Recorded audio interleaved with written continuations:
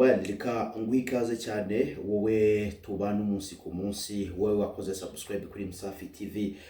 Reka ngushimire, nizera ko ibikorwa byawe bikomeje kuba bigenda neza cyane. Hanyuma wowe wageze kuri uno munsi mukuru wa Noheli, wemera Noheli, reka nkubwire nti Merry Christmas. Ari nako nkwifuriza kuzagira umwaka mushya muhire wa 2026. So amakuru yo ni menshi akomeje kugenda avugwa kuri uyu munsi ndetse no mu ijoro ryakeye rya Noheli, aho buri hantu hose nagerageje kuba naca mu mujyi wa Kigali. Nagiye mbona ibintu byose bimeze neza cyane rwose, ibintu byasaga neza. Nagiye mu marembo ya Convention Center, nabonye bisa neza. Njya mu mujyi rwagati, mbona rwose ibintu bimeze fresh sana cyane. So kanguha ikaze rero, aho tugiye kuganira ku makuru agiye atandukanye. Turaza kugaruka kuri album ya Bruce Melody, ndetse tuze no kugaruka ku The Ben, turebe imibare ndetse naho turebe uko izi album zikomeje kugenda zirutanwa, cyane ko ya Bruce Melody ikomeje kugira imibare mike cyane ku mbuga zicururizwaho umuziki. Turaza kuza tugaruke nanone ku gitaramo uwitwa Kitoko Bibarwa yaje kuba yakorera mu mujyi wa Gisenyi, aho yari ari kumwe na Davis D. Turaza kuza tugire icyo tubivugaho n'ukuntu Kitoko yaje kuba yakakirwa hariya mu mujyi wa Gisenyi nyuma y'imyaka myinshi atagera hariya mu mujyi wa Gisenyi ndetse atanahataramira. Turaza kuza nanone tugaruke kuri album y'uwitwa Nason Soliste. Ni album yaje kuba yashyira hanze kugira ngo akomeze ahe abakunzi be umuziki, ndetse ari nako nawe akomeza kuzamura umuziki we muri rusange. So ayo niyo makuru tugiye kugarukaho, ariko nanone hari akandi kantu naguteguriye. Ndaza kukubwira mu Rwanda abantu bagera mu 10 ndetse bagize views nyinshi, ndetse mu gihe bamaze ku rubuga rwa YouTube muri rusange. So ibyo nibyo bintu tugiye kuba twagarukaho rero. Reka nguhe ikaze, ari nako nkwifuriza komeza kugira ibihe byiza cyane. Wowe utarakora subscribe, nta kindi ngusaba ni gukora subscribe, like na share, hanyuma tukajya tubana mu biganiro bigiye bitandukanye mbaragiye ngutegurira hano kuri Msafi TV. Reka duhere kuri ino nkuru ikomeje kugarukwaho cyane. Ni inkuru y'ibyamamare bibiri, ni Bruce Melody ndetse na The Ben. Ni nyuma yuko uwitwa Olivier Nduhungirehe avuze ko bitari ngombwa ko dukomeza kugereranya bano bahanzi, ariko ntabwo byakunda kubera ko ni abahanzi kandi muziki nk'uko bivuga ko atari ihangana, ariko nabwo tugomba kugira icyo twakita nka ari bato kugira ngo tubashe kubalansinga imibare y'abantu bahanzi, tunamenye uko bakurikirana cyangwa se uko bakurikiranwa ku mbuga nkoranyambaga zabo zigiye zitandukanye, ndetse no mu bikorwa byabo bya muzika baduha umunsi ku munsi. Turaza guhera kuri zino album ebyiri. Album ya Bruce Melody rero igizwe n'indirimbo zigera muri 21.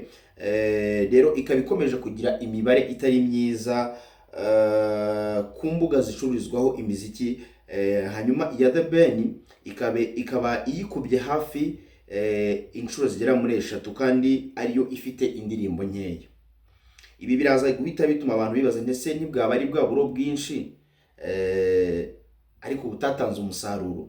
Nuvuga ngo indirimbo album ya Bruce Melody ifite indirimbo zigera muri 21, ariko ikaba ikomeje kugira imibare itari myiza cyane ku mbuga zicururizwaho umuziki, aho ku rubuga rwa Audiomack album ya Bruce Melody ifite indirimbo 21 yumvishwe inshuro zigera muri 2,884,000.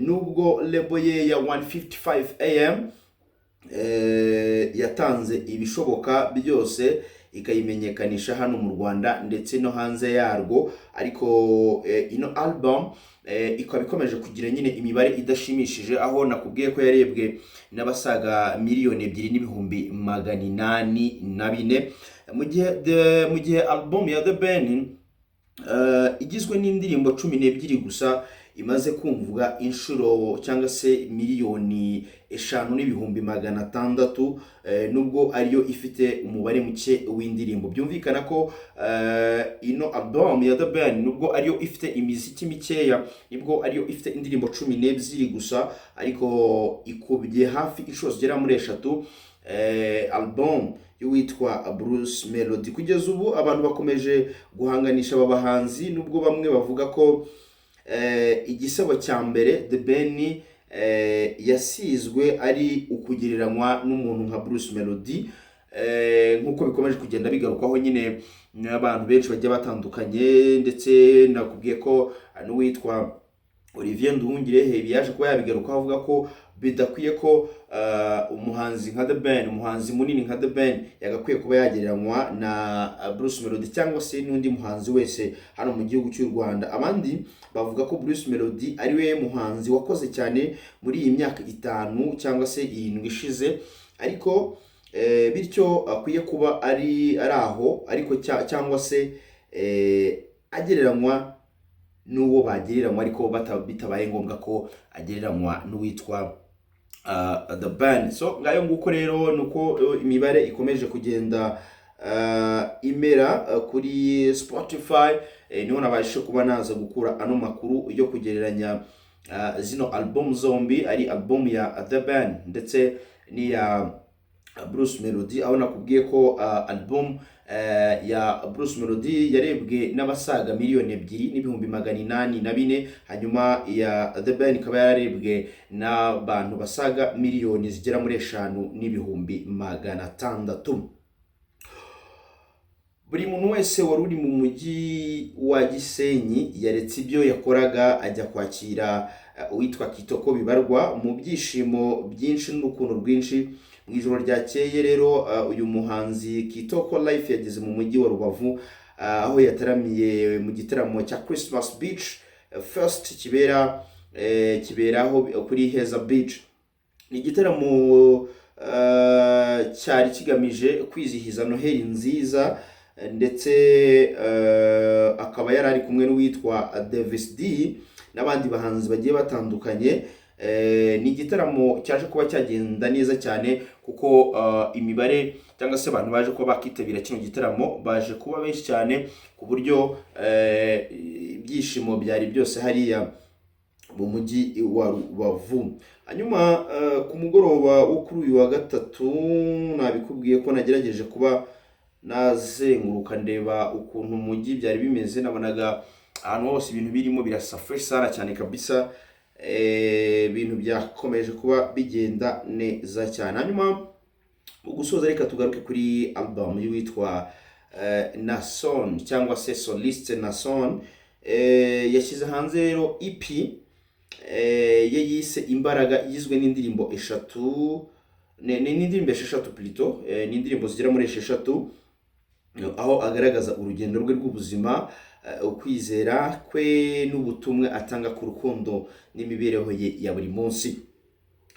Ni mu kiganiro yagiranye n'ikinyamakuru Inyarwanda, Nason yasobanuye ko izina Imbaraga rifite igisobanuro gikomeye kuri we, kuko rishingiye ku ndirimbo iri kuri EP yayitiriye ivuga ku kwizera no kwakira Yesu nk'umwami n'umukiza. Ibi yahisemo gushyira ino EP kuri Noheli kugira ngo abashe kuba yaza kubihuza nyine n'ubwo butumwa. Yagize ati nayise Imbaraga kuko indirimbo iriho yitwa gutyo kandi isobanuye byinshi ku buzima bwanjye.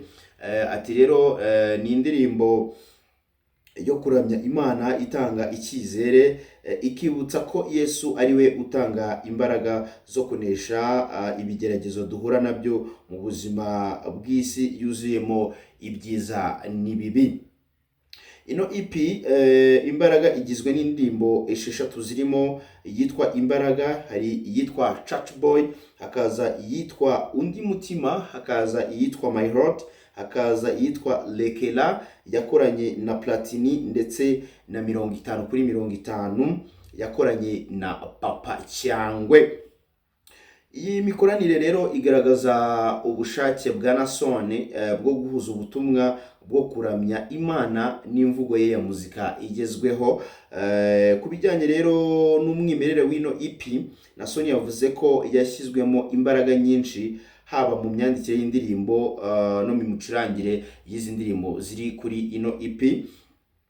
Yagize ati ku ruhande rwa production indirimbo zose zifite umwihariko zakozwe ku bufatanye bwa ba producer batandukanye, twashyizemo imbaraga nyinshi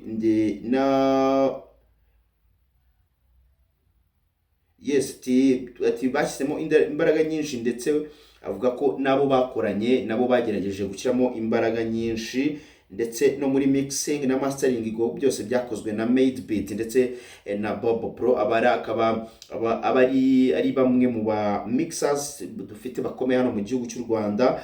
Yakomeje ashimangira ko ubutumwa buri muri iyi EP butandukanye kuko burimo indirimbo zivuga ku rukundo, ku buzima busanzwe bwa buri munsi ndetse n'izigaruka ku kuramya Imana muri rusange. Ati nari narabipanze gutya cyane ko muri iyi minsi ya Noheli nashakaga guha abafana banjye n'abanyarwanda muri rusange impano izabafasha gutekereza ndetse no kwishima no kwizera. Ati indirimbo Imbaraga rero irimo ubutumwa bwiza aho ushobora kuyifashisha usenga ndetse unishima muri rusange. Yakomeza avuga ko ngo amaze iminsi 3 ayisohoye, ariko uko ngabibona, ati maze iminsi 3 nyisohoye, ariko uko mbibona mu bitekerezo cyangwa se comment by'abafana bayishimiye cyane. Iyi EP izadufasha kwinjira mu mwaka wa 2026 kandi ati niteze ko ibitaramo byinshi n'umushinga wa album mu gihe kiri imbere. Yavuga ko rero akomeje aritegura ibitaramo byinshi ndetse anategura n'imishinga yo kuba yanoza izino ndirimbo, akaba yashobora no gushyira album hanze mu minsi iri imbere. Ino EP rero Imbaraga ya Naason Soliste ije nk'umusaruro mushya uhuza ukwizera, ubuhanga n'imvugo ya muzika igezweho. Ikaba ari indi ntambwe ikomeye mu rugendo rwe rwa muzika yo kuramya no guhimbaza Imana muri rusange. So noneho tugiye kwinjira muri cya gice nakubwiye ko tugiye kureba abahanzi bagera mu 10 ndetse n'imibare bagize kuva bakinjira cyangwa se kuva batangira gukoresha uruno rubuga rwa YouTube. Ku mwanya wa mbere hano mu Rwanda mu bantu bafite imibare myinshi ntashobora no kubasha gusoma ni uwitwa Israel Mbonyi. Ni ukuvuga ko Bruce Melody akubye inshuro ebyiri The Ben, mu gihe uwitwa Israel Mbonyi yamaze gukubita inshuro witwa Meddy, hanyuma n'abandi bakagenda bakurikirana gutyo. Uvuga ngo Israel Mbonyi niwe waje ku mwanya wa mbere cyangwa se niwe ufite imibare myinshi mu bahanzi nyarwanda kuva bajoininga urubuga rwa YouTube. Hakaza uwitwa Meddy Ngabo Medard, hakaza Ambassadors of Christ ni korali y'Abadventiste, hakaza Papi Clever n'uwitwa Dorcas, aba ni abakane. Hanyuma kuri 5 dufite uwitwa Bruce Melody, ku mwanya wa 6 hari uwitwa Element, ku mwanya wa 7 hariho Chris Ease, hanyuma ku mwanya wa 8 hakazaho uwitwa The Ban, hanyuma ku mwanya wa 9 tugahasanga James n'uwitwa Daniela, aba ni abaramyi, hanyuma ku mwanya wa 10 tugahasanga Juno Kizigenza. Urwo rero ni rwo rutonde rw'abahanzi nyarwanda bafite imibare isa naho yisumbyeho kandi bayoboye kuva bajoininga urubuga rwa YouTube mu myaka bamaze barukoresha. So nuko byari bifashe. So reka mwifuze gukomeza kugira ibihe byiza cyane, ari nako mwifuza gukomeza kugira Noheli nziza, wowe ukomeje kuba